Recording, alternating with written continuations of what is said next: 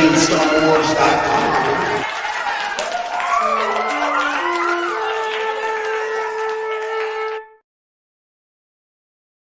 Hello, everybody. I'm Jason Ward from MakingStarWars.net, and this dapper dude is Azatru. How's it going, dude? Thanks Hello. for coming on the show today, hanging out with me. Good. I'm excited to learn what is going to be coming. Yeah, Rob is getting ready for Avatar, so he's currently painting himself blue, so he couldn't be on the show today. So I'm happy to have a buddy. You know, I'm trying to reload my site and see if I could get to it. So if I could get to the article, there it goes. Okay, I'm going to throw this article up. So this is an article I just wrote for MakingStarWars.net, MakingStarWars.com if you're Mark Hamill. I was so happy I bought that when I bought the .com after Mark Hamill started saying it. Because old people, they don't say .net. They just say .com. Everything's a .com. So Rob blew himself. Yeah. So here we go. So this is a pretty verified story at this point by me. Got it coming from multiple angles. So fairly confident in the gist of this stuff. Some of the subtleties, as always, when you're dealing with spoilers, and we're dealing with spoilers today. So by the way, if you don't know what this show is and you don't like spoilers, this is not an episode for you. And if you get mad about spoilers in a really serious way where you're raging about things, therapy, it'll help. Okay, so here we go. Star Wars Ahsoka exclusive, young Ahsoka and the world between worlds. Let me zoom in on this right here from my old man eyes. So during the production of Star Wars Ahsoka, there was a code for a character I am reluctant to share at the moment, but through this code, I was able to figure out and confirm Ahsoka Tano had different code names for different eras of her story using different actors for those moments. This was the first hunch that I had that we will see Ahsoka in different eras of her life to some extent. But before you think that's all this is, the story takes a sharp turn.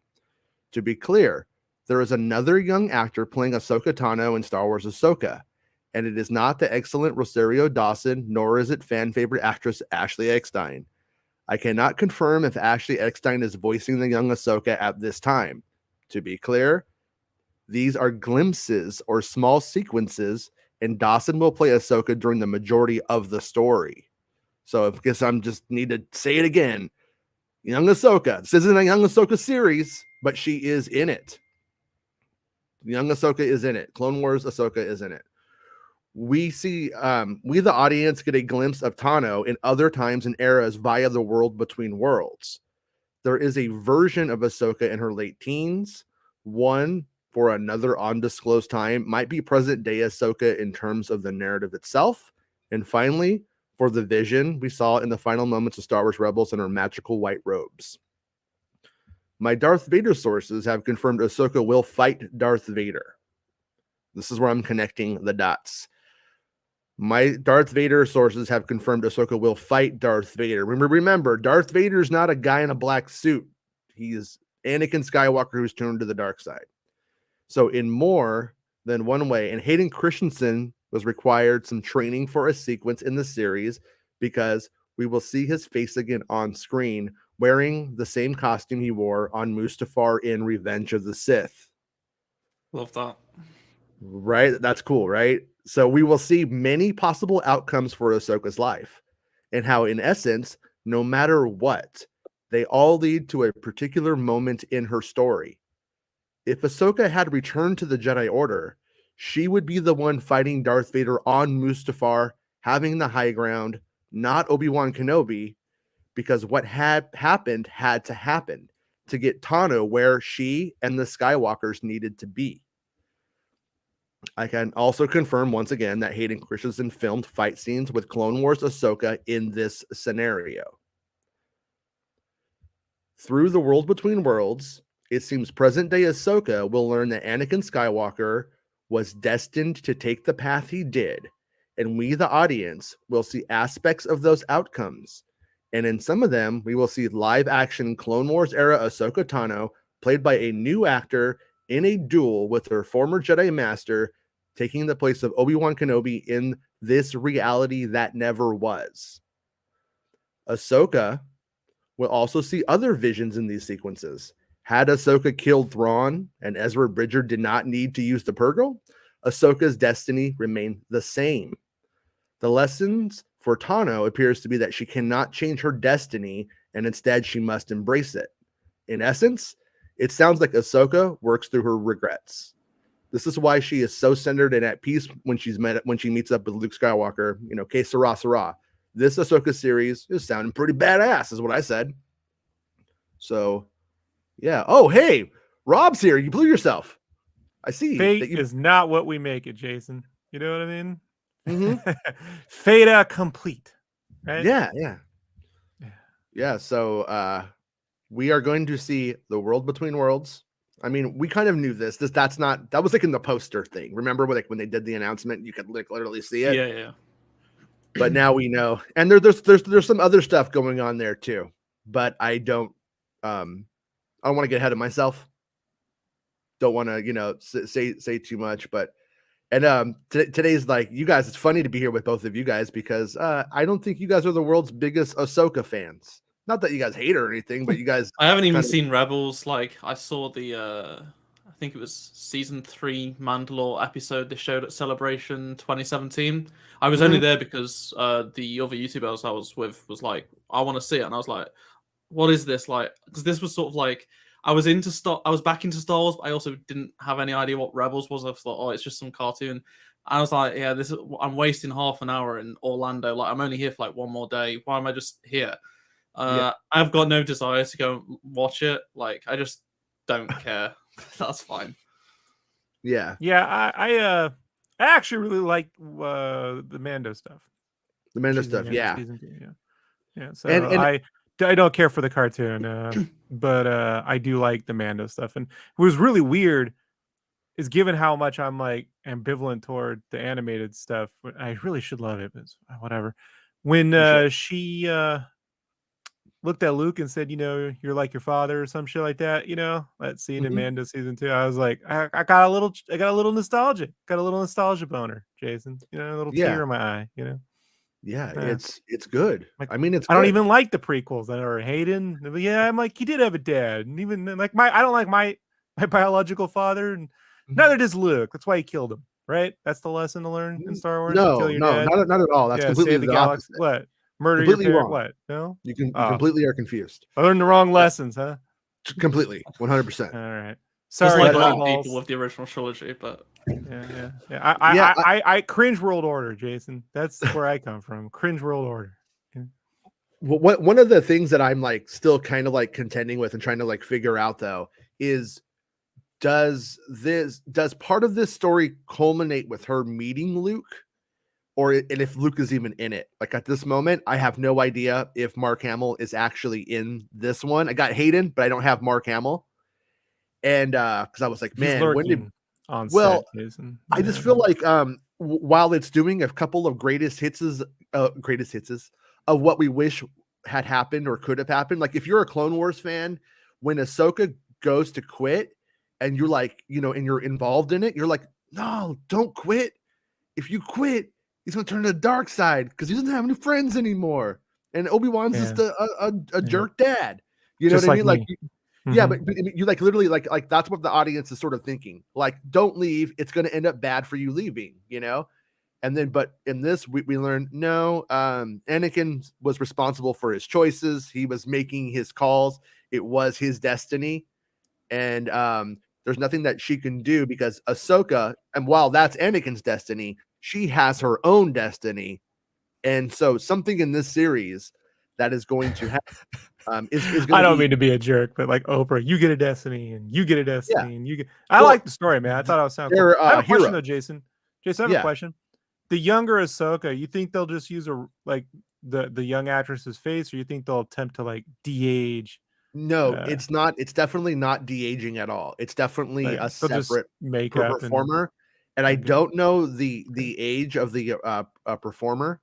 7. And so I don't want to go and throw out, like, I don't know, man. Like if this kid's in like 8th grade today, I don't want this person. I don't want to out a kid as being involved in something if they're having the last bastions of normality. I'm not going to do it.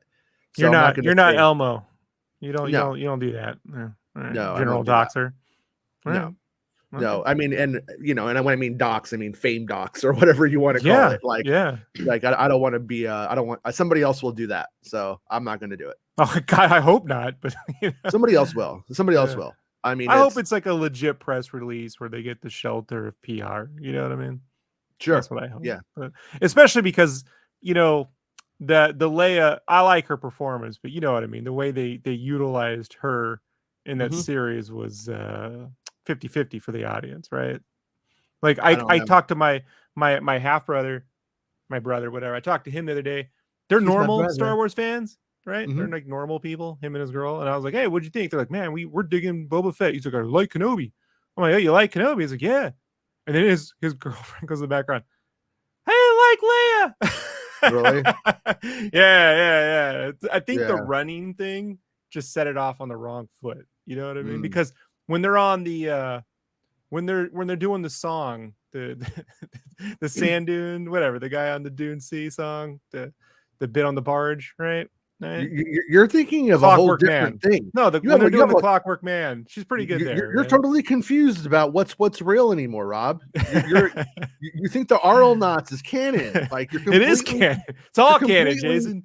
Look, you're inside out. More canon than those Marvel comics. Let's be honest, right? This is why we only let you blow yourself on Avatar Fridays. I mean, I know. James gets one pun in. You know what I mean? It's one pun in. He's never gonna let you forget about it.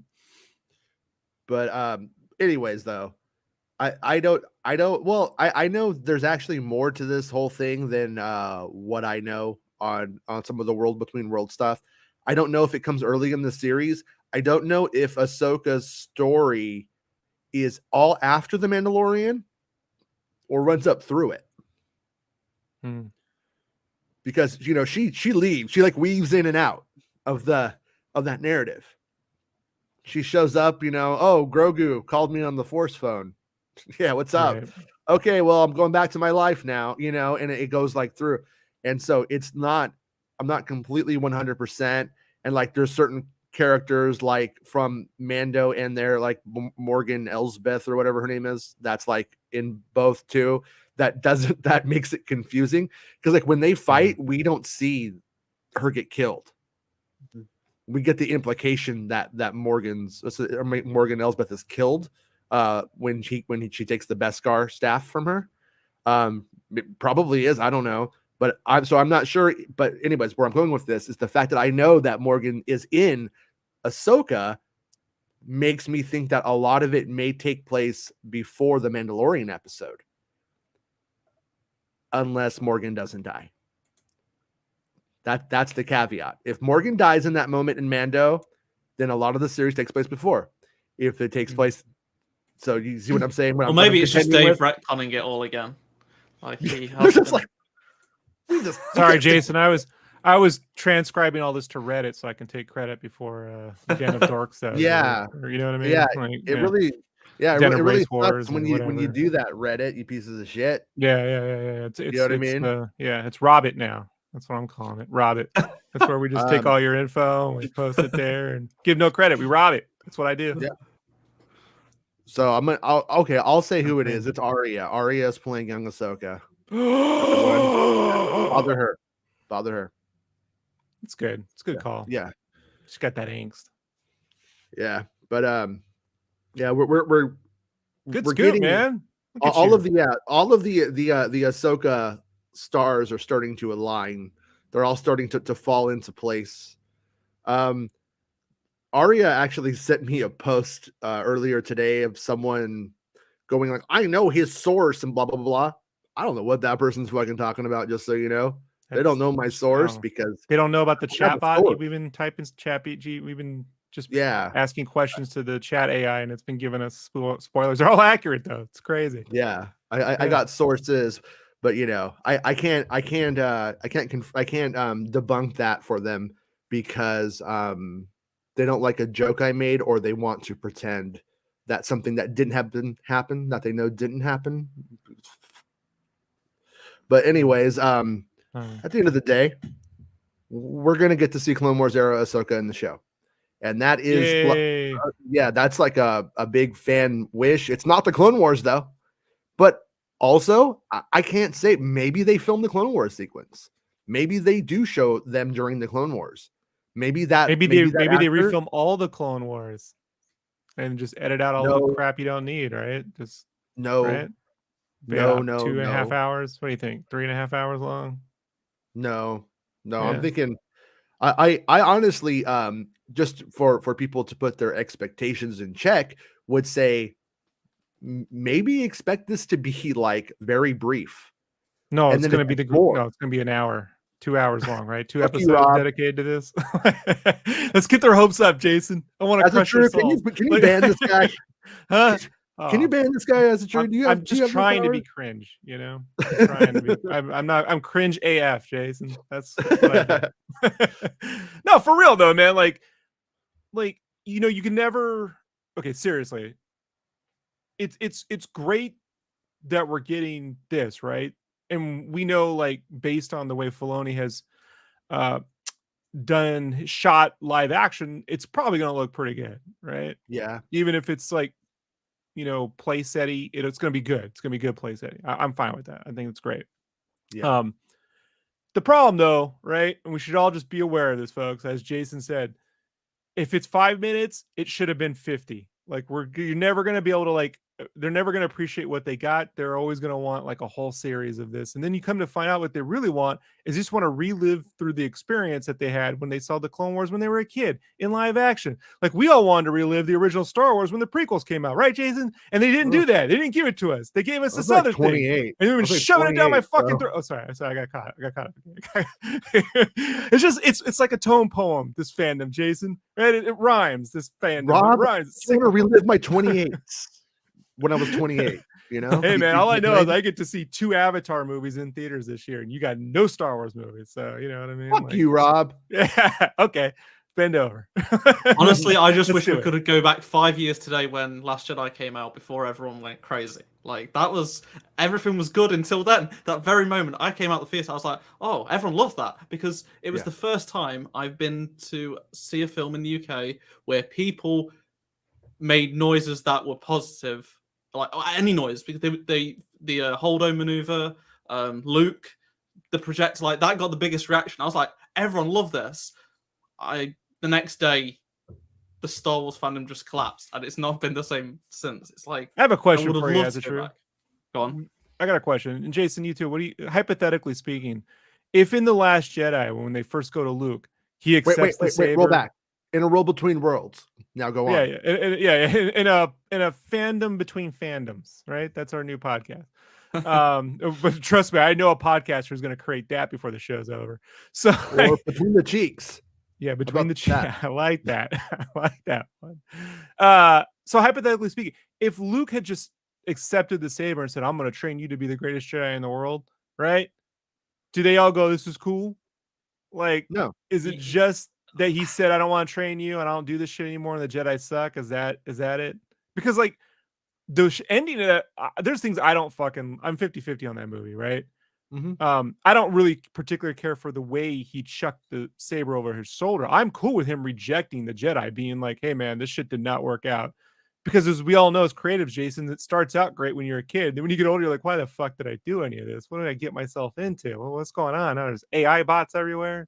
So like, I'm just wondering if they had got there like Henry Cavill, Luke Skywalker, right? Like, you know, that's what they wanted. They wanted the Henry Cavill Skywalker. Like, poor Henry Cavill, he doesn't have a job. Send money to Henry Cavill.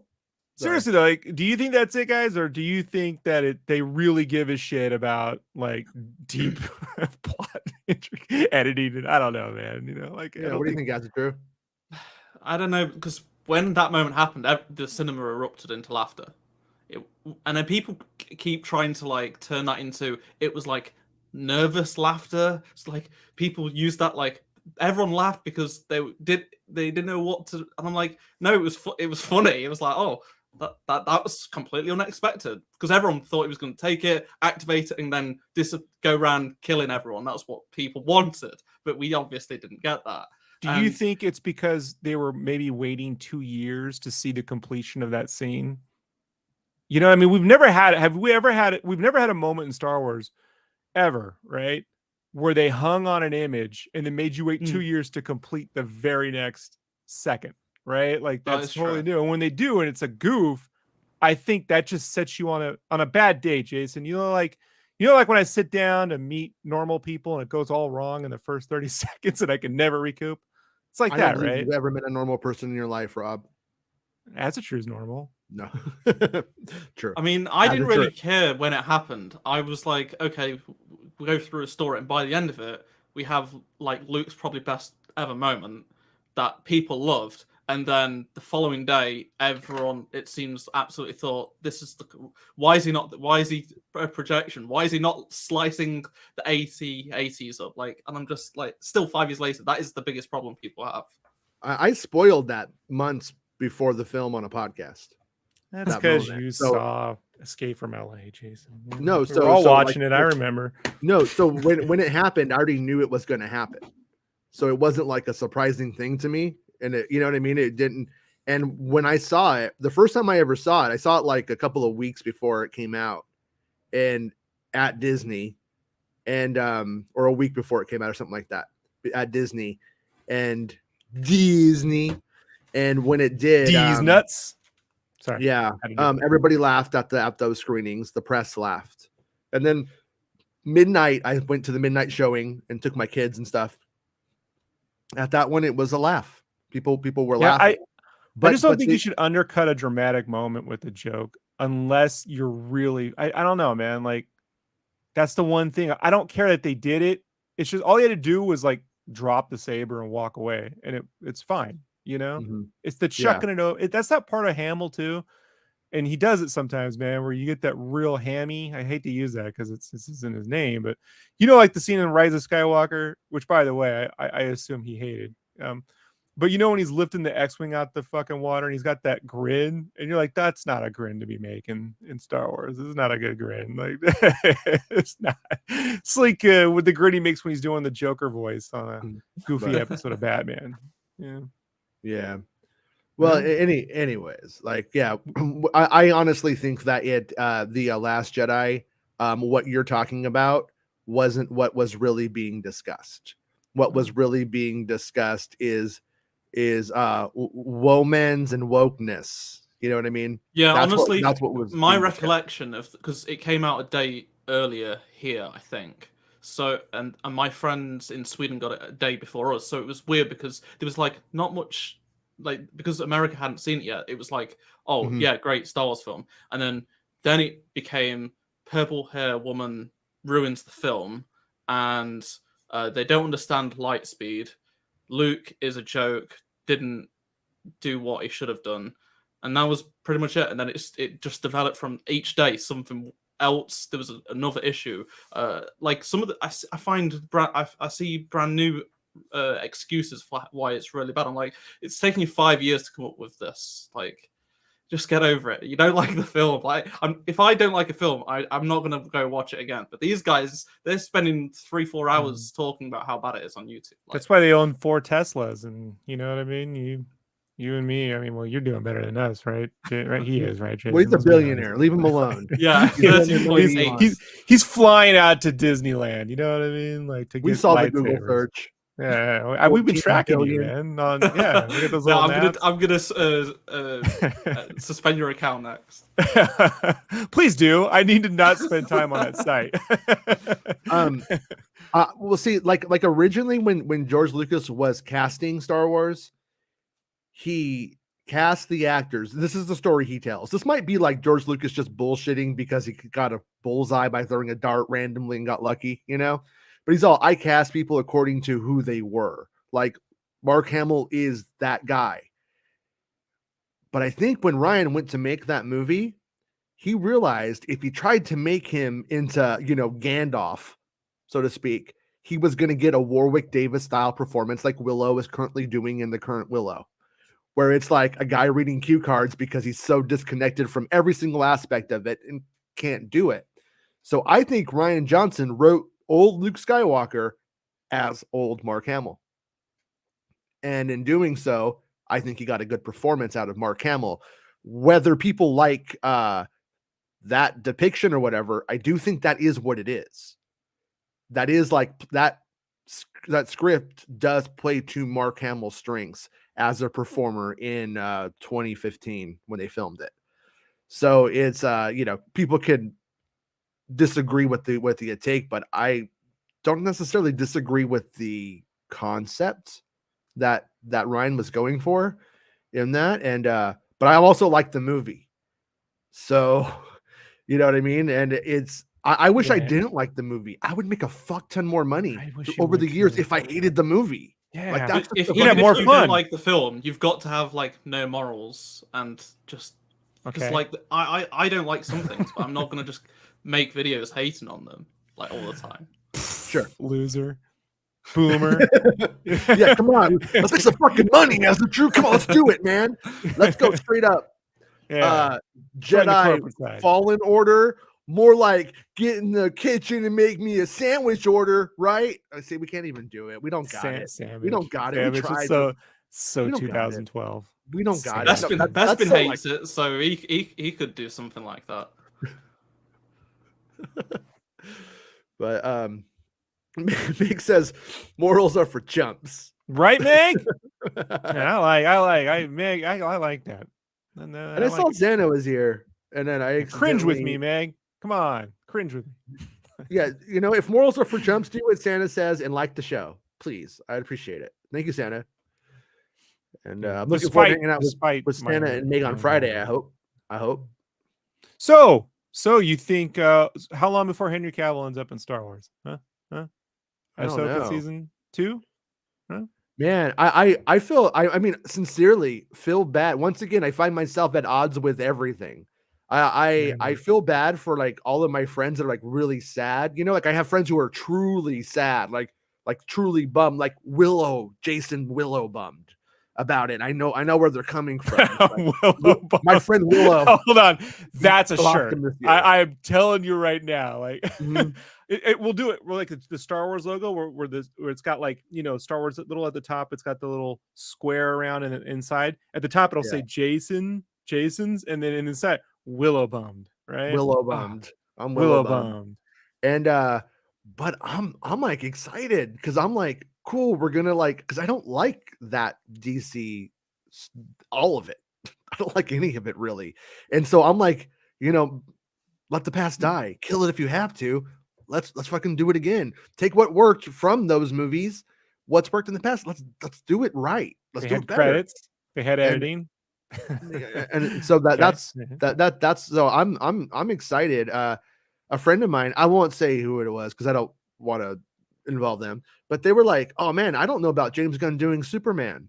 They're like, he does ensemble pieces, and I'm like, I gotta say, for me, Superman, like the original movies, were an ensemble piece. Like when we looked at like Lois Lane was just as big of a character as Clark and Superman and Jimmy and all that stuff. Like, so I still kind of see it like they're confusing Superman with Batman.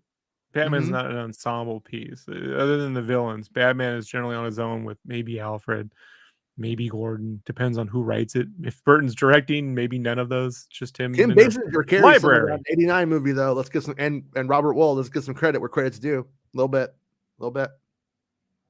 Yeah. Okay. So, look, my further proof: I've never met a Robert I like, including myself. So yeah, I agree with you, man. Like, there's a difference between not liking a film and making. This is Robert Sinclair, my buddy Robert Sinclair, who I love, saying, which is it. There's a difference between not liking a film and making your entire personality about hating a film, director, film, head of Lucasfilm. A lot of bizarre individuals out there grifting with hate content. Yeah, 100%. Yeah, some of them leave comments. Yeah, I try not to talk about like episode 9 all day. Try not to go down the rabbit hole, fall into that pitfall. You know what I mean? Like I could. That's the one where I truly am like have big issues with and could do it. But ultimately, I don't know. These people must be very happy in real life because boy, would that destroy my mental health if that was like my angle to everything that I did on this all day. If that's what I've seen some people. I know some friends and like ever since The Last Jedi, they've hated everything Star Wars. Yeah. And it's like it changed people. Like that film genuinely has changed people, like for the worse. Like they took it so seriously that I hate everything Star Wars related from then, and it's tarnished everything for Star Wars for them. And I'm like, yeah, I just enjoy it. It's like, okay, even if I didn't like something, I'm not gonna let it affect everything else. Yeah, like I found that Willow was my line. Willow, you start putting Metallica in my Star Wars, I'm fucking totally out. Like that's my line. Start putting like pop music, modern music in Star Wars, I can't fucking do it, man. I just can't. That's like my like place. Other than that, I could go. That wasn't much for me, and I could just kind of forget about it. Like Star Wars Resistance, the cartoon. I have no like passionate hatred towards it. I just saw it and it kind of like went through me. Just kind of went right past it and was like, that was a thing. You know, I just kind of just live with it. And but anyways, to take it back to the Ahsoka thing, that's kind of where I was kind of like that with Ahsoka as a television series. I was like, well, they're just gonna do what they did in the cartoon in live action. Why do I care? Should I care? But everything that I'm hearing about the show sounds like they're using Ahsoka and setting Ahsoka up as the primary hero, force-based hero, I guess you will, of the era. Like, and she's going to have a complete story, you know, a complete saga of Ahsoka in live action that's important to the whole scheme of things. Or they give her a new character, not Ahsoka, and she's the real hero of the series, Jason. She's the one who saves Ahsoka, and she's the one who defeats Thrawn, and she's got orange hair, not purple hair. She's got orange hair. So bait and switch. Huh? Ooh. This sounds like a job for bait and switch. Oh man, that's my favorite. That's my favorite snack. You know what I mean? I love a little bag of bait and switch. Do you remember when I was bait and you were switch though, and we had the American flag and everything? That one day? Yeah, bait and switch might have to come back someday. Yeah. Scared After Dark says she needs. I'm not sure who from Scared After Dark it is, but I'll assume. I need a lot of Thrawn in my life. I hope he's featured a ton in Ahsoka. That's gross, man. That's gross. What if the art Ahsoka makes is crudely drawn anime shipping porn? You know what I mean? Like, yeah, and he has to look at it and decipher, you know, he's like, man, it's crude. All right, she's gonna take the low ground, not the high ground. Like you know, look at this stuff. Yeah. I kind of think when this series hits, it's going to be kind of strange because I don't know if the casual audience is going to know why all of this stuff like is so fucking huge. Like if it just happens, if it's just like, oh, here's Thrawn and he's got all these homies with him and he's coming back and all this stuff like that. Like there's going to have to be some like work, I think, in the series to like make this stuff like click to like you know, my father or somebody who's just watching this series because he has access to my Disney Plus account and just watches what comes out. I live within Star Wars every single day, but I haven't watched Rebels. So like, how do you feel for all the people that don't really care about Star Wars? They've not seen Rebels. They have no idea. They don't even know who she is. Like, they saw him and okay, it's a Jedi, whatever. Like, who is this? That's what they're saying. Right. I noticed people who didn't know who she was were like, oh, that character is pretty cool. So that like, so she knew Anakin, huh? And it was like, yeah, you know, like, oh, that's kind of cool. But that was sort of like they thought it was intriguing. But I've never seen anybody go and watch Clone Wars because of it yet. When they hear, oh, it's from the cartoon, they're like, oh, okay, it's the kids from. I don't care about that sort of thing. Do you know anybody who ever delved into it because of that? Because I don't. I'm not saying it doesn't happen. I don't. Most of my friends watch Clone Wars like when it came out because we're from that sort of age. But all the few friends that I do have that haven't seen Clone Wars don't want to ever watch it, so they don't care. Like they don't care about this new stuff. They're like, don't care about this stuff, not going to watch it. No series is going to, you know, make me want to go back and see it. Right. But I was told, Jason, Mm-hmm. I was told by you on this show that this cartoon had more cultural significance than anything else, so it should all go down just fine. Star Wars culture, yeah. Yeah, well, there you go. But I didn't say American culture. Huh? I don't know. I didn't say American or Western culture. You just said cultural significance. It had the most in the Star Wars stories. Then it should be no problem. No one should be confused. No, it could be. It could be, because the thing about it is that so we have this thing, right, where people are like, oh, I'm on Twitter and everything I say is a big moral statement. Everybody's a fan if they just like Star Wars. You can't say they're a fake fan or and I agree with that. I mean, I agree with the spirit of it, right? But are we going to pretend like the fucking person who's read every book or seen every movie a dozen times is the same as the person who's just like, oh, like Star Wars, I watched it when I was 12 when it came out, I love it. It's just not. There's like different. There's a big spectrum. There's a big spectrum of what being a fan means, and right now, I think it's because of capitalism, they push this idea of, if you just like it, that means you're a potential customer. You're a fan. You're a fan. You're all fans. Come on, everybody's in. Everybody, come on. You know what I mean? I'm a fake fan. But what that does, though, and that mentality, what it does is it tells somebody who's, in Target, going there to buy peanut butter and jelly and some slippers, and they see a shirt, like, well, I can wear this. It's okay. And I agree with that. Like, I fundamentally agree with that aspect of it. No, it's not okay. But but it gives permission to be a consumer. That's true. When you see a casual picking up a Star Wars, you just smack it out their hands. You just get like Peter Venkman knocks something out of someone's back. Stop that. It's not for you, fake fan. Yeah, well, like years ago, and I'm not saying this is better or worse or anything, but years ago, you saw somebody with like a Star Wars shirt. You were like, "That's my people. We are, hello, other." Like that movie, Bones and All. I can smell you. You're a cannibal like me. Come on, let's go. But now, you see somebody in a Star Wars shirt and you're like, hey, maybe it was $5 at Target, you know what I mean? And it was just a nice shirt to them. That was the time before. If you go up and speak to them and say, oh yeah, nothing from the last Disney Star Wars, I hate this. Ruined. I only like the originals. And then some of them will even say they'll hate the prequels, and yeah, that's fine. Yeah, I'm just letting you know, like, those days that Jason describes, those only exist before 9/11. After 9/11, everything changed. No, you're not wrong. Star Wars Celebration 1 was I've been to tons of music festivals and shows, like actual things like around arts and music and shit.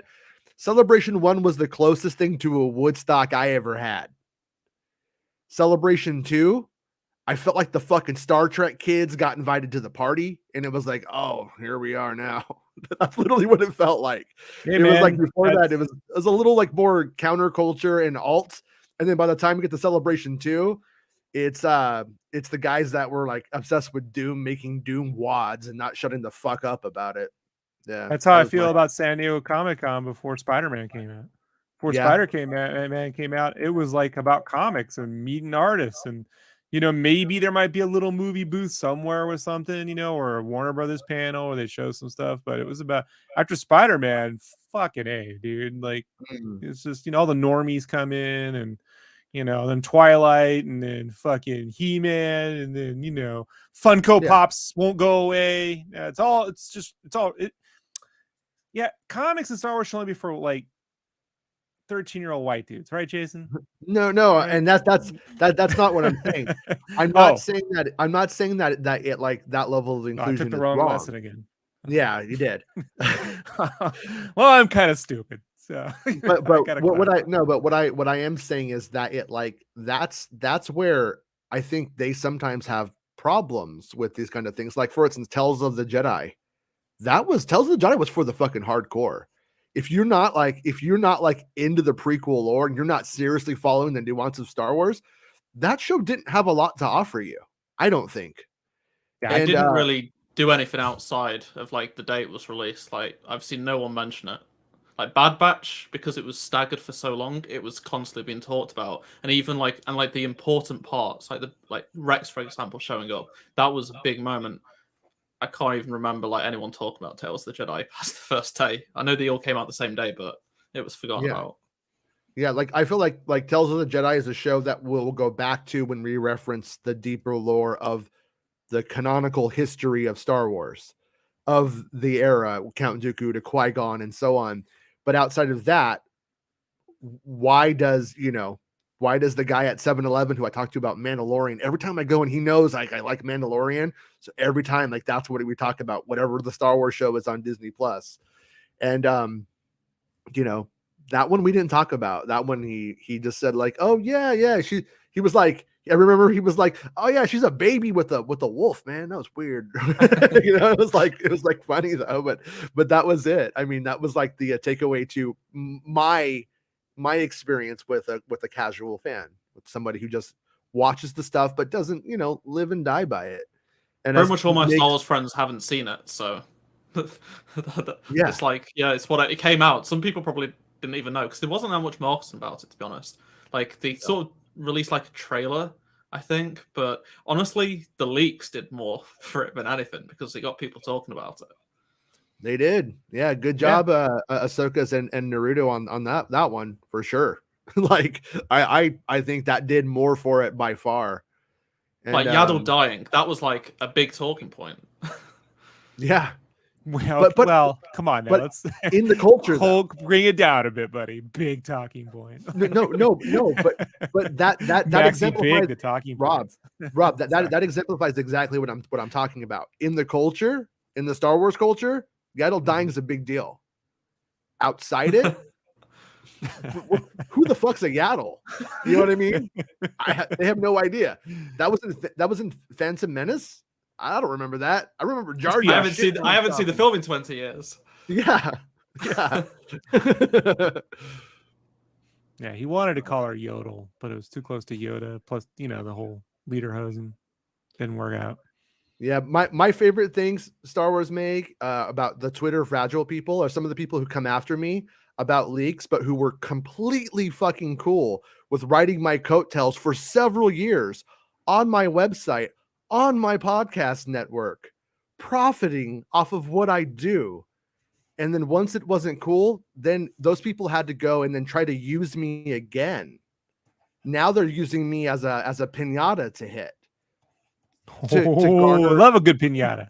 Yeah. There's all kinds of candy coming out of my asshole that they're just laughing up right now.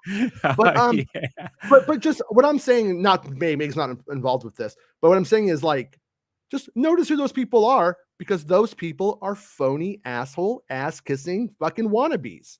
And that's what they always will be. And one last thing, I just want to throw this out there. If you think shitting on me is going to get you a job at Lucasfilm, who do you think gives me the leaks?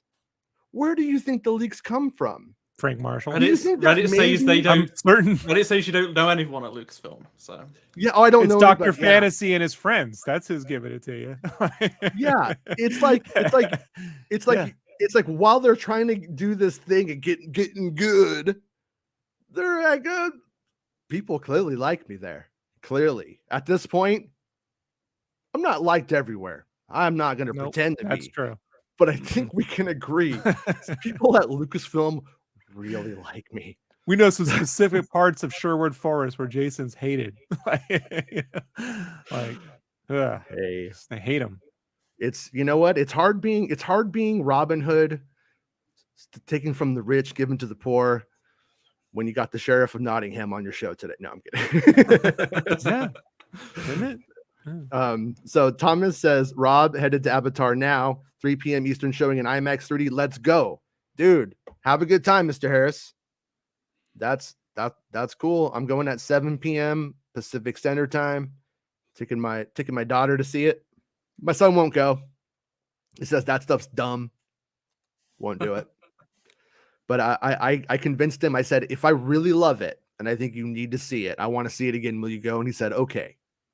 So he's making me go and make sure it's not worth a wait. It's not a waste of his time because he's 9. He's got a lot going on, a lot of business stuff to deal with. I guess he's been helping me with Robin. I haven't told you. We're plotting a Jason coup. You know what I mean? I figure he's at that right age where he's willing to turn on you. So now we're monetizing all this info just so you can buy Fortnite skins. It's part of my master plan. Makes sense. Yeah. Twitter is a holier than thou echo chamber. They really can be. It's true. I hope that at some point something replaces Twitter, and whatever that is realizes. And I'm not saying I haven't had my own Twitter journey through this same stuff. Twitter starts with it being about taking a picture of your fucking tuna sandwich and saying, I'm having a tuna sandwich for lunch. When you got on Twitter in 2009, that's what it really was. That's what I was. Do I really want to see pictures of my friends or hear about what they're having? Instagram was the pictures of the lunch, but Twitter, that's what people talked about. You know what I mean? It was stupid. Twitter was for all making inappropriate jokes. Like, let's be honest. That's what it was in 2006. I was here. Okay, 2007, it was, and then all those inappropriate jokes were then weaponized against people because they were also starting to speak up politically in ways that people didn't agree with. And this actually is left and right? So if I don't agree with you, you made a joke that had nothing to do with politics 7 years before or 4 years before or 1 year before. Now we're going to weaponize that crude humor. That's what Twitter was about. It was not shock value humor when it first started, and for a number of years. And then now now look at it, and but yeah, and that's kind of where I'm going with it, though, is that Twitter started off very much about being about you. It was your tweets, your thing. It turned people into very, very inward looking, not in a good way though. Navel gazing is what I would call it. Fucking monsters is what it created in the big picture. And it's all about, everything is about them and what they think, and there's actually, and it's not a very empathetic place in that way. And that's why there's absolutely no room for subtlety. Then politics comes into it. Politicians, everybody becomes a political space, and so you have all of these things, and it's a fucking clusterfuck, But it's pretty funny. Yesterday, I had somebody who was like, "Oh, I heard this about Jason." I'm like, "Here, it's not true. Here you go." They're like, "Well, you made a joke," and you know what's funny was that the joke that they took umbrage with was actually that I was a part of a forum where there was a guy who took vacations to Asian countries to try to get a wife because he didn't think that American women were subservient enough, which I thought was actually both disgusting and hilarious to make fun of him about. And so people take those jokes about that man out of context. So it's like weird because it's like we agree, but then they use it against me because they want to take it and just mean it means this one thing. It's very disturbing stuff. But yeah, super boring. So that's why I don't really tweet anymore. Not because those people are bullying me off, just because it's boring. Also, homeboy who's running it's kind of insane now. Jedi Mike says, I wear my bulletproof vest as I patrol the $9.99 Star Wars shirts at Target. Hey man, yeah, welcome to America. America. Robert Sinclair says the most hardcore friend fills in the rest of casuals on the lore and characters. That's been my experience in the Disney era since I've been the one updating all my friends.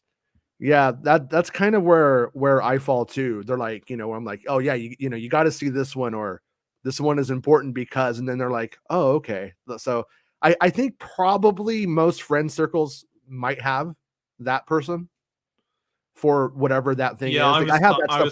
I'm kind of like that. The thing is though, our whole thing was like we made going to see the films a tradition, but they didn't really like the films. Like we'd go the day it came out, but they didn't like it. But I would still like tell them what in between them. Oh, okay. And because we were so excited for the Force Awakens, and then they were like, okay, it's fine. But then they didn't like The Last Jedi. That's where it got worse. But they love Rogue One, so that was fun. They didn't mind Solo. So, and then by the Rise of Skywalker, it was done. But we're also like, we really do all miss watching. We really could do with a Star Wars film like this December. And it's like, yeah, like they're like, oh, it would be bad. I'm like, yeah, but you'd still have fun. And like, yeah, I wish we could do that. And like, there's not going to be one for quite a few years. And like, oh, really? And I was like, yeah. And I was telling them like, explain the reasons. Oh, okay. It's just annoying. So they're upset that they can't go and watch a bad Star Wars film. Yeah, I saw. The worst.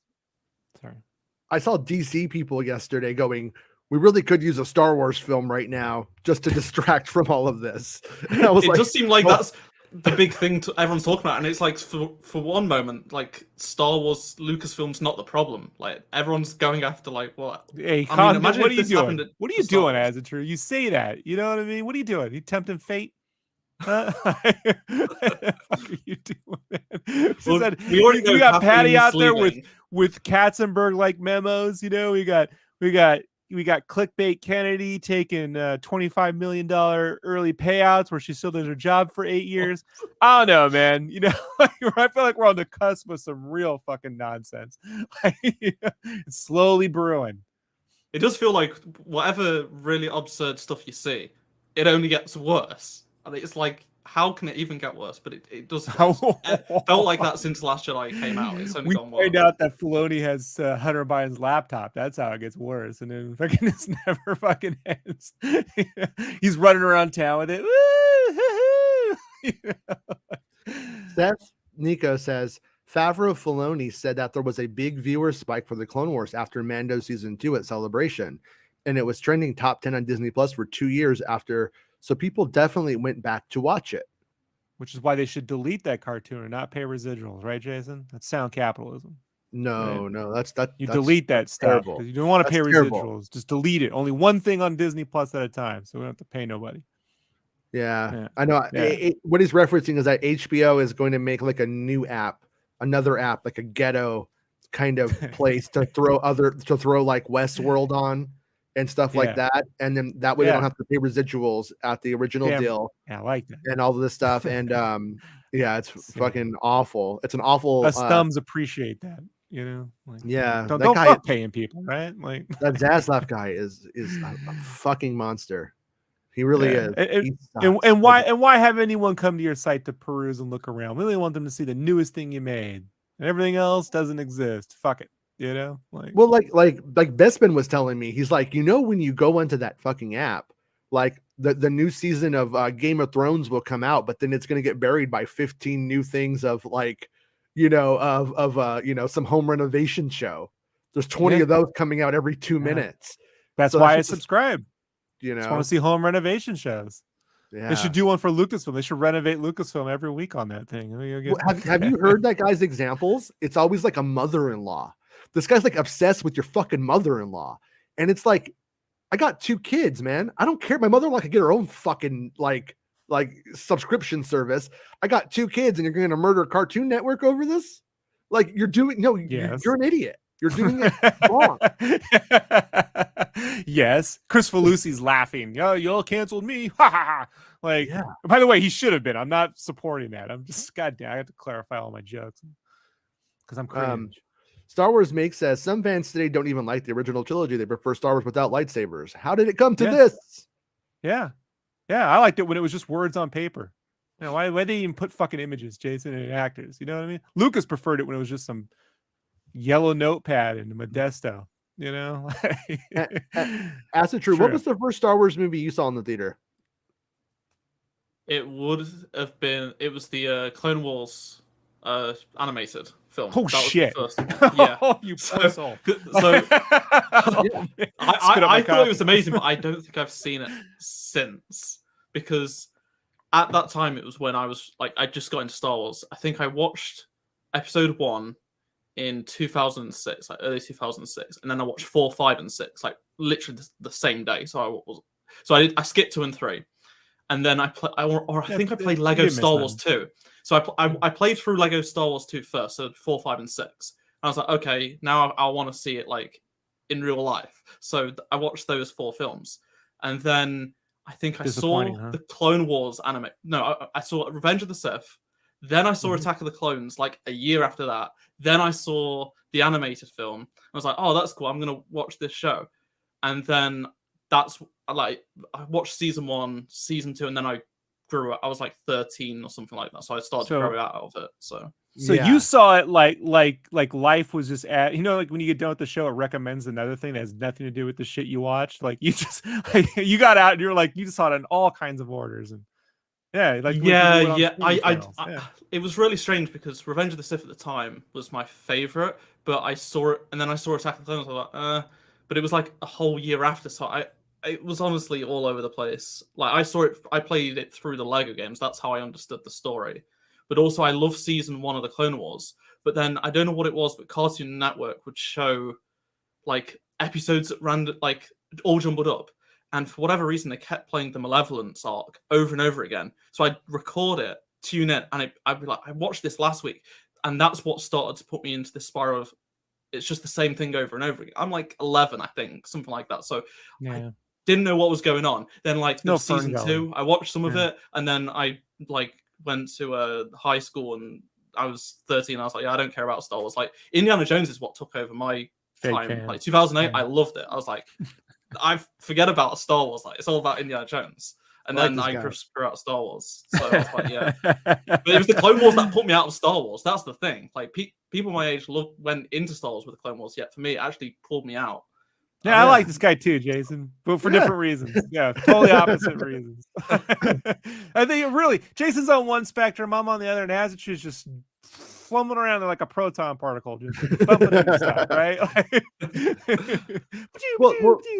I've always thought that Azatru was like pretty good at just like rolling with like, okay, that's what they're doing. Okay, oh, it's kind of like, all right, so this is what it is, and in a way, it's like the way that you viewed it, the way that you came into the whole thing, sort of like almost like set you up just to be like that. Probably, yeah. It just thinking about it, that's right. Because like I said, I watched the Phantom Menace, then 4, 5, and 6, so I completely skipped out on 2 and 3. Yeah. And I found out the original trilogy story through the mumbles of a Lego Star Wars game. Like they didn't say a word. They were just and I'm like, this is good. Like I enjoyed playing the game. I put like the invincibility cheat so I couldn't die because I was bad. So I was like, I just ran through the game in a few hours. Like, and now I'm just like, yeah, I enjoy most stuff. Like everyone hates it, but I love the Rise of Skywalker, and I feel like if they end up going, I don't like this guy, Jason. 10 11, 12, I feel like that's going to be where I dislike because I'm happy with what we got, but now they're going to potentially rectify what happened there. I'm like, well, I got what I wanted. Now I might go through the experience everyone else is having, but for now, I'm just like, yeah. But like Rebels, I've got no desire to go and sit through it and watch it. Like I didn't even know it was a thing when it came out because I was like, I think it was like, 15, I take it back. I like him, Jason. I like this guy. Yeah, I'm a confliction of emotions here, buddy. Like you're saying some stuff I love, and saying some stuff. I like it. You should run Lucasfilm. I think you got the right mentality. Let's just ask him to buy it. He's got the money. Yeah, could you buy it? You could buy it. He's got the money. Hey, can you buy it and then can we have it? Sure. Ari says, is it true Rob plays Thrawn and he has secretly practiced his accent? Yeah, sure. Yeah.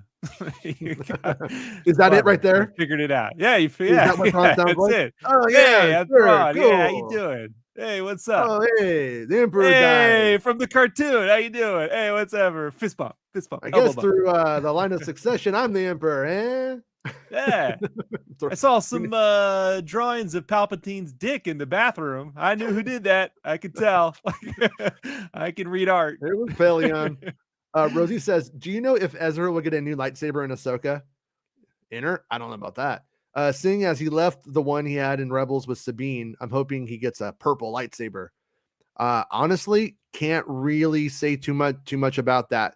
There are action scenes with Ezra Bridger in the show, but because lightsabers aren't real, I'm not exactly 100% sure if he actually uses one in those scenes. I can say this, Jason. I'm not bound by your sources. I can give it away. It's going to be just like Darth Maul's, and it's going to be just like Kylo Ren's, and just like Luke Skywalker's, all in one. But it's going to be curved like Dooku's Dooku's dick, Well, right? Like okay. it's got a little bent and it's got a little curve to it. Without going too far, like he does there, I know for 100% fact that he has action scenes with Sabine. Oh. So he will see her again, so she could give it to him. But I have no idea. Honestly, truly, and his saber can extend out like as long as he wants it, like Luthen's blade saber, little laser thing. Someone's just changed the lights, how lightsabers work with Jedi Survivor. You've learned that.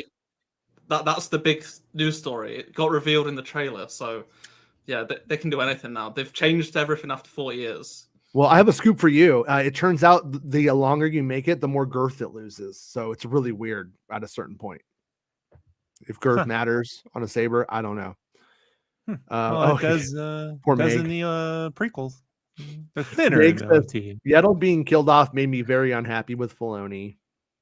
Meg, I hate to tell it to you, but they all died. All of them. They all died. Order 66, lady. Yaddle, no exception. Honestly, I mean, I'm joking, but to be serious, I kind of like this death better than just what we had before was like, nah, she's dead now. That was kind of it, Just kind of like, nah, she's not there anymore. Nah, she's just dead. Yeah, she's just dead. Go read, it's called like the Canticle Chronicle or something, some weird book, and you're like, Yaddle Quest. Yaddle Quest. Yeah, Yaddle Greg Quest. Witta's gonna write that Book called Yaddle Quest. Yeah, he's right. This is the year of Yaddle because she was in the Skywalker saga. She finally got a voice. She gave you quests, and everyone was loving that. And then a few months later, she was dead. Done. Yeah, the Yaddleorian. She's her mom. Like if Yaddle had to get if she for instance, if she had died in Order 66, some rando clone was just going to shoot her in the back, something like that. You know what I mean? Little Stevie the clone. But now it's she becomes the moment that Dooku truly turns to the dark side. Like in terms of getting a death that's significant, I'm glad it's significant. In terms of that kind of stuff. Like, because I mean, they could have done it they could have done Dooku's turn a lot of different ways, but she saw in Legends, Evan PL survived Order 66 and then had a noble death in Coruscant Nights. In the cartoon, he had a stupid end on a random mission. What? He was in the Citadel. You seen that place? It was crazy, and Tarkin was there. Come on. No, I know what you mean, though. I do remember, by the way, this is another thing, is that everyone's like, oh, Disney Star Wars killed my canon. It killed my books. And I'm like, I fucking remember this Evan PL episode fucking coming out. And that little motherfucker dying. And everybody's like, you ruined Coruscant Nights. Like, it was like, this is during George Lucas. This is during, like they hated Dave Filoni. Dave Filoni was the original Disney in terms of the synonym for whatever made me mad about the current thing. Like they were mad at him. I'm the original Disney. Mm-hmm.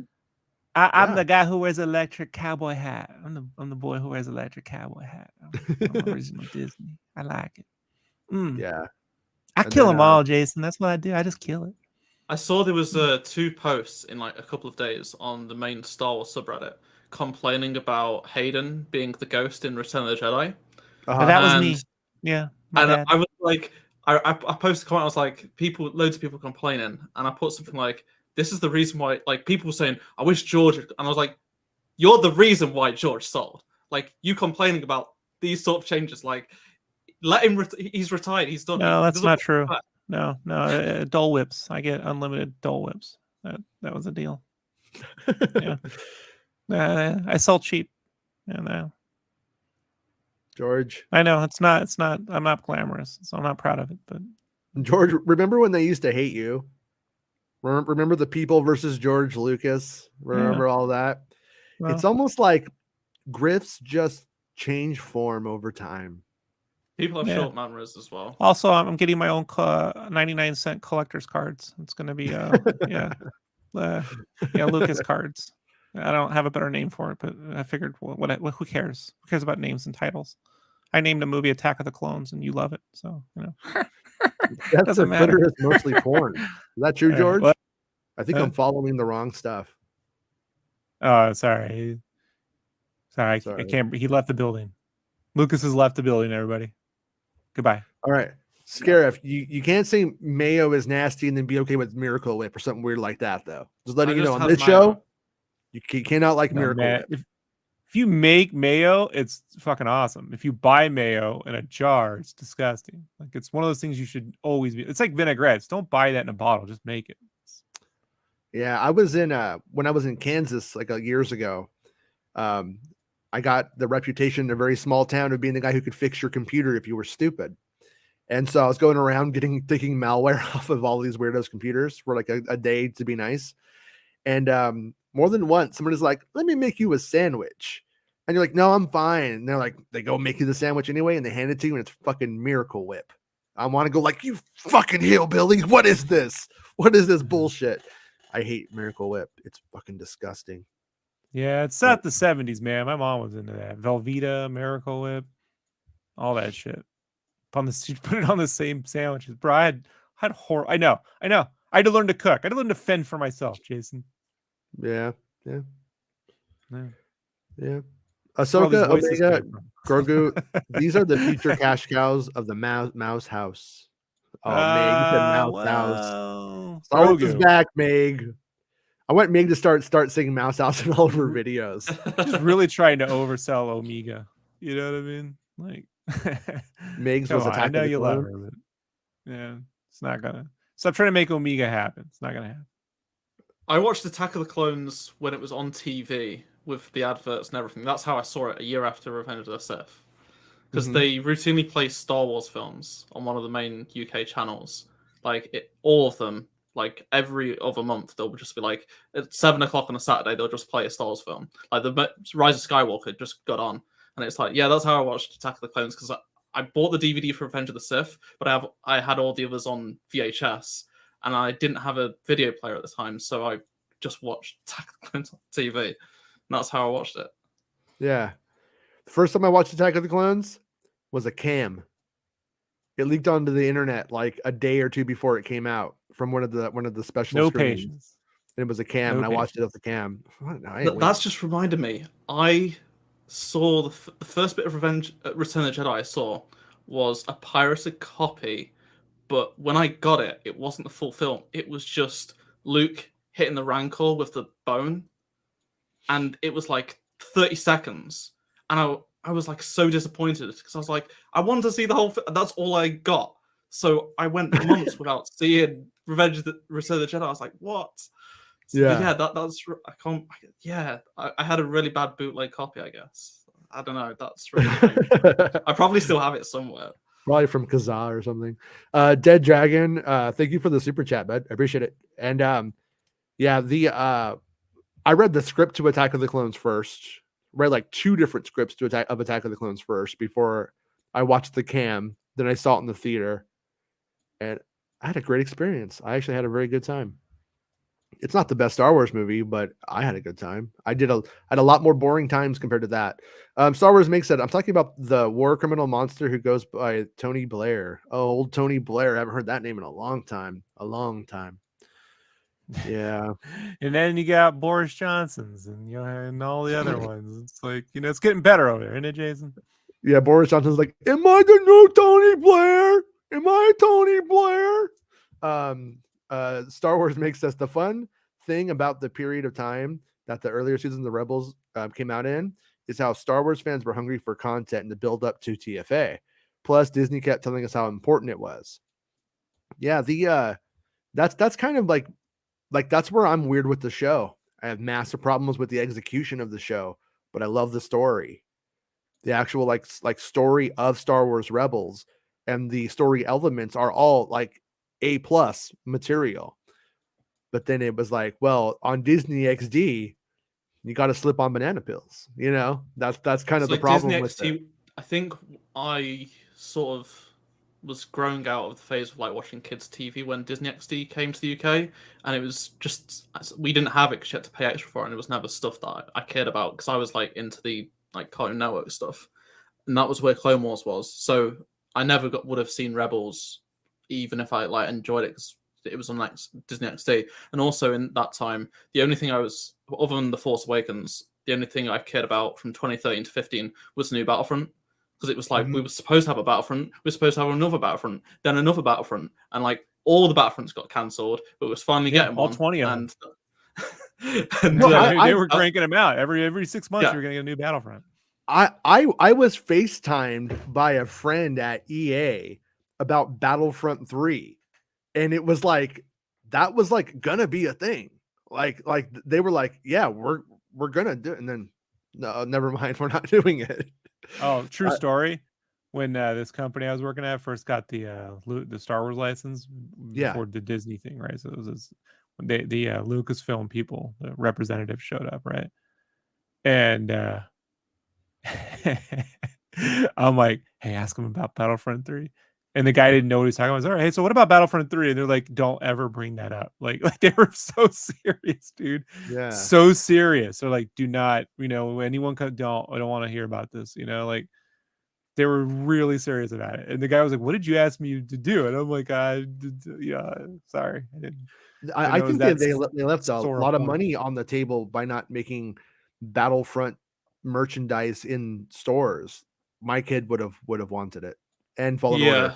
It's been really strange because a lot of the like companies that do that sort like the licensed stuff, there's always been stuff for like the game, like they did like a Battlefront t-shirt, like the only Battlefront t-shirt I got it. They did loads for Fallen Order, but whenever I'd like talk about it, people are like, oh, where can I get it? And I'm like, it's UK only. Like, really? And it's literally like a lot of stuff's always limited to like the UK, and they don't sell that many. Like, there isn't that many, so they sell out pretty quick. And I don't know why, because the game, like Fallen Order and like Battlefront 2 and Battlefront 2015 combined, like outsell all the other top 10 Star Wars games combined. Like, it's like 30 million, 40 million copies. That's insane. See, yeah, my Lego Star Wars is like 50 million. Yeah, you don't understand how this works. And matters. People might think I'm being facetious here, but I'm being serious. They don't care what sells. They care what they want to sell.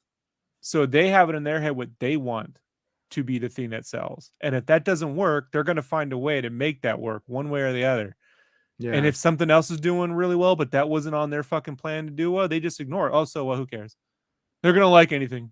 They have, this is not new. This mentality is not exclusive to Lucasfilm. It has to do with anyone with a giant multi-million billion-dollar property that has a group of like people with spreadsheets that are going to tell you what's going to sell. Like that's the answer. Like your spreadsheet's going to be able to figure out what's going to be the next fucking Tickle Me Grogu. They don't know. Like take that shirt you're wearing, for example, right? Monochromatic Mandalorian shirt, square and black, right? All right, that's cool. Except I once in 2014 got a package from Old Navy where they wanted to do that for every fucking thing for 8-year-olds. Now, I don't know, Jason, how many 8-year-olds are wearing 20 monochromatic t-shirts with black fucking square images? You know what I mean? To school every day. The only angle I could see to that is that the parents are making the purchase, therefore they're selling it to the parent as opposed to the child, maybe? No, because the buyer at Old Navy decided to do their own little trend research on Pinterest and deemed that was going to be the next thing because they thought it was cool. And it's like, that's not how it works. What you think is cool is not actually, I mean, yeah, sometimes you need visionary shit like, hey, but more often than not, these days, that sort of like mentality comes from them manipulating whatever number to fit what they want to do. So Battlefront was just not something they were going to do because they had no interest in making games internally at Lucasfilm or LucasArts anymore. They shut all that down. And they didn't really want to they had to sign a deal with someone. And I guess EA was eventually, this is before the EA deal, the 10-year EA deal. So they didn't want to make anything and they didn't want to hear about it. They didn't want anyone talking about games until they knew what they were going to do, Which is funny considering how wrong they have been because, like I said, Battlefront 2015, because it released alongside The Force Awakens, 25 million copies, best-selling Star Wars game ever. And then Battlefront 2, even though it obviously had the launch it did, it's still the game and will be the game for many years to come. Like 5 years after release, 2 years, 2 years without content now, over 2 years without content, it's still most people's go-to Star Wars game. Fallen Order's getting up there as a franchise, and they just haven't looked. They didn't know how it was going to be successful. It's not that they don't know. No, here's the thing, man. Games are unlike unlike television, books, movies, anything else, right? Maybe music might be the closest to it. With games, the only way to make a successful game is to let the people that gamers make it, is what I'm trying to say. You can't put together a committee to make a fun game, because games are so based on user interaction and user experience that the people making it need to be like, this is shit we play all the fucking time. This is stuff that we want there, and that there is a level of transcendence that goes through production. So long as in the production, you got all the tool sets, you got the ability to code, to put all the thing together. It's not like, you're hoping you know what you're doing in terms of technical ability. If all that's a given, like at an EA where there's hundreds of proficient, people building it, then you need people who are playing it to be the ones constructing it, and the first sign, I'm going to tell you, man, the first sign a game doesn't work is when you don't want to play your own game. And you kind of see this recently in like the meta shit where they're like, hey, the employees don't want to log into this. Yeah, because I'm fucking you can't it's not something you can sit in front of and like look at and go, oh, I guess that's cool. You have to participate. Music is participatory in the same way, right, Jason? Like if the crowd isn't feeling you, there's no point to playing. You may as well just have a jukebox on. Like that's when you take your dick out and start. Yeah, well, you have to get the audience participatory. So like it's a different thing. So right. that's why they can't figure it out, Eric says, how could you be Willow bummed? I tried to warn you for months. Watch, you're gonna get to an episode and the Ramones is gonna start playing and you're gonna be like, this is pretty cool. Do you know what Ezra's arc is going to be? I don't. I know what's happening with him, but we're gonna get into that right now and put enough out there today, I think, on that. And I don't think people are going to be disappointed, though. I think people are going to be happy. And one last thing, Sabine and the jetpack. I think if she had her jetpack in some of the scenes that I know about, those scenes wouldn't make sense because she would just rocket away, or it would be another Boba Fett issue where, like, why doesn't he just use his fucking rocket pack right now? Why is he dealing with the stupid shit when he's Boba Fett with a rocket pack, when he is literally the Rocket Man? And so I think he walks. He just walks. You know what I mean? He's got to get the steps in. It's Boba Trek. Yeah, he's get steps in every day. See this chain code? It also logs my steps. I have about 8,000. My goal is 10,000 for today. Yeah. I walk slowly like a panther. Remember when we saw Tem on a beach just reciting his lines? There we go. That's what he was doing. He was just strolling around. Emperor says, will Hayden appear as a Force Ghost? I don't know. Can't say. Can only say what I know about. Right, what I know about is World Between Worlds right now and Darth Vader. And then that's what I was getting at. Arya's asking, are these World Between World things early in the series or later on? And that's where the timeline of the series is. There are a couple of things I need to anchor where this stuff goes. Like I said, right now you got to spoil it all now, Jason. Just give it Morgan. All well, no, Elsbeth. You don't even need to watch it. Morgan. What's her name? His name is Morgan Elsbeth, right? That character being in it, it's like, did she die in Ahsoka or not? Like, that stuff matters to where this is at in terms of timeline and in terms of like where it goes in the episode and stuff like that. And but I'm just gonna guess. I don't know. This is a guess. It's probably like midway. It's probably about midway. That's my. Do we know how many episodes it's going to be? I think it's 8. I believe it's an 8 Mandalorian style season. I think. Pretty sure. They're like 5 minutes long. Yeah. But so all right, well, guys, I think we'll go see Avatar now. Yeah, are you seeing Avatar today? As it true? It's tomorrow. It doesn't come out till midnight. But I'm going like tomorrow evening to see it. So nice. All right. Well, I look forward to hearing your thoughts on it, and I definitely hope they're in opposition to Rob, so you guys could fight it out. That's my hope. It's my dream. And I like it when people are disappointed in things, Jason. I checked, my viewing is sold out. It's basically sold out. Which is like, okay. Yes, this will be fun. Yeah. Yeah, hopefully we all don't get COVID. That's all I'm gonna say. Hopefully. I'm wearing 2 N95s, Jason, and my glasses. So yeah, I'm double 9. I'm N95 squared. Yeah, I didn't even leave my house for 2 years, and then got it like day before Christmas Eve last year from not leaving my house. I didn't even leave the house. I got it from someone getting it from having to go to work, and then, like, that just ruined, because I was meant to see my friends for the first time in like 6 months, like since the previous lockdown, when it was fine, and so. Wait, so COVID came into your house like a thief in the night, right? Like it just No, I mean, if you watch those like aerosol trails and stuff like that, somebody jogging by your house with it on a jog, breathing everywhere, and you go to get the paper. Could get it that way. How much COVID do you think Santa's going to spread next week? Like none. And he just comes into your house and what? he takes the cookies and leaves the COVID. he gave himself the final vaccine for Christmas this year. The final vaccine. He has it. That sounds like a movie coming to the Daily Beast.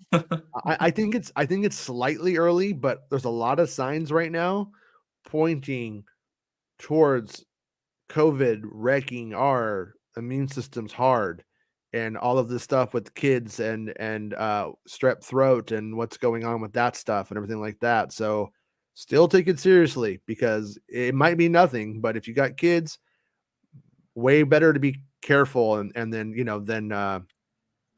to have some kind of immune issues that make it where strep throat takes you out. When I was a kid, I had scarlet fever and strep throat. Had to be hospitalized. Was not fun. It was terrible. I was like really small. I thought I was in the tent from ET. When ET and Elliot get put in the tents and the thing, I thought I was in that. Like, I was like, this is like ET and Elliot, man. This is crazy over here. I remember tearing through it, and they wanted to strap me down. They said, if you keep doing that, we're gonna have to strap him down. My mom freaked out, said, you're not strapping him down. And they said, well, and so every single time I ripped through those plastic things, they charged my parents like $50-$60 back in the day. Yeah, fun times. So anyways, now they charge him $8,000 every time you do it. Like capitals. Yeah. And have fun. Yeah. And Dead Dragon, I hope you enjoy it too. And nice to see you in the chat. I don't know if you've been by the show before, but thanks for stopping by. Everybody, as it's true, thanks for coming on such short notice. Rob, thanks for coming on Avatar Day when you weren't even supposed to come. No, it's the best. No, I know I'm the worst part of this show. But pleasantly surprised. Apparently, I can pay Jason off cheaply, $5 a month. I just get to come back. Oh, I saw on Reddit that I buy my spoilers.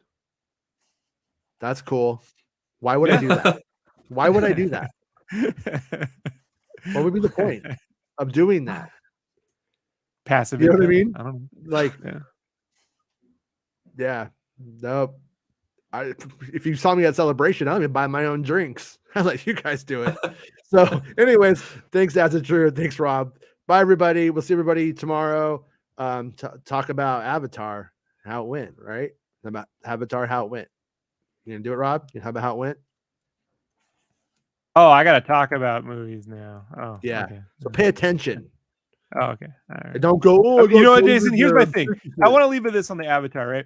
So I every time a James Cameron movie comes out every 20 years or so, I make a habit of trying to go through. I used to have a James Cameron book, so I'd reread the book. Now I can listen to podcasts. So I've tried to go through, just people's thoughts on all the movies, right? People who actually talk about the films. They don't just rant about how they feel about the dude. So I got a collection of shit I listen to, and it is funny, man. Every one of them, the consensus seems to be when they get to the special edition version of his movies, Terminator 2 special edition, Alien special edition, Abyss special edition, they're like, why wasn't this the version released? I don't care if it was longer. And then when a movie's 3 hours long, they're like, why is it 3 hours long? They should trim it down. Like, you can't fucking win. You just can't win with folks, I'll tell you this much. I love going to the theater, so I don't mind staying there for 3 hours. Jackie Brown was 2.5 hours long. I had to hear about how long that fucking movie was. No one talks about it now. No one complains about the length. Most of your moms go on for more than 3 hours. All right, everybody. We'll see everybody tomorrow. Okay. Bye. It's the end of the show. Come on, let's go. Hey! It's the end of the show. Come on, let's go. Hey! It's the end of the show. Come on, let's go. Hey! You know you should go. Come on, let's go. It's not about spaceships.